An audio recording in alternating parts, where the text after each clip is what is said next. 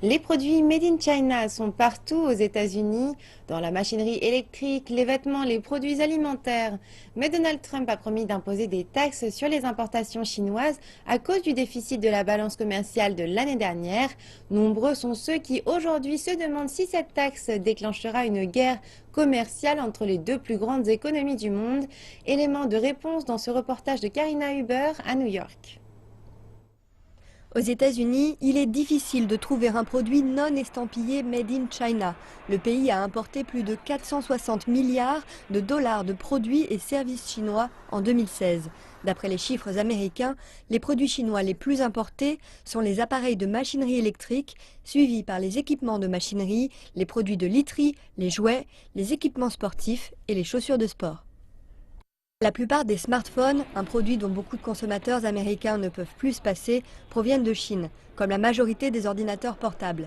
Les importations en provenance de Chine ont permis aux consommateurs américains d'acheter davantage de produits à des prix plus bas. Elles ont également bénéficié aux entreprises américaines. Les entreprises chinoises ne sont pas forcément celles qui bénéficient le plus de la production que nous importons. Cela profite également à de nombreuses entreprises américaines. L'iPhone d'Apple, par exemple, est assemblé en Chine par Foxconn, mais ses composants proviennent du monde entier et le produit est designé aux États-Unis et vendu aux États-Unis. En fin de compte, les États-Unis tirent davantage de profit de la valeur des produits comme l'iPhone, alors que la Chine récupère moins de 5% de bénéfices. La façon dont nous percevons les échanges a changé.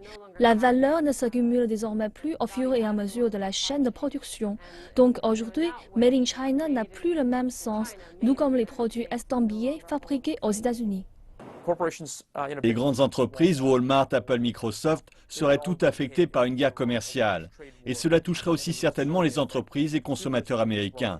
Cela pourrait être néfaste pour l'économie des États-Unis sur le long terme, même si du point de vue du président, sur le court terme, cela pourrait faire baisser le chômage. Du point de vue des experts, avoir une vision à long terme est préférable dans un monde où économie et commerce sont aussi interdépendants.